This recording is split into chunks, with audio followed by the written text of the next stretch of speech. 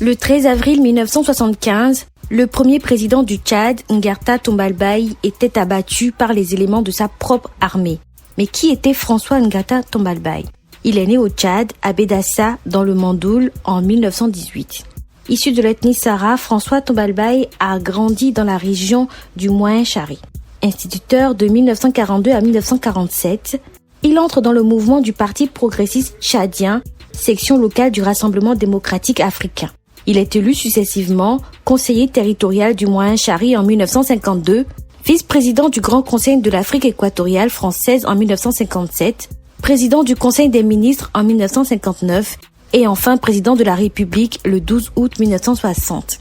C'était à l'issue de négociations avec la France qui ont abouti à l'indépendance du Tchad.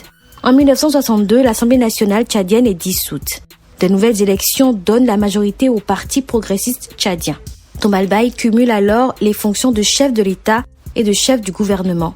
Réélu en 1969, le président tchadien se fait accorder les pleins pouvoirs et exerce une véritable dictature. Il rompt avec la France et Israël pour renouer les relations avec le Soudan et la Libye.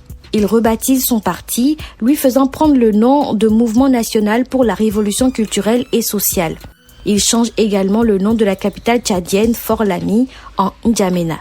Il rétablit les chefferies traditionnelles, impose aux fonctionnaires en particulier le retour au rite d'initiation. Dans les années 1970, François Tombalbaye critique les performances de l'armée nationale tchadienne dans la guerre civile. Mais son comportement va irriter le corps des officiers et dissiper leur loyauté. En mars 1975, il ordonne l'arrestation de plusieurs officiers supérieurs comme suspects dans une tentative de putsch.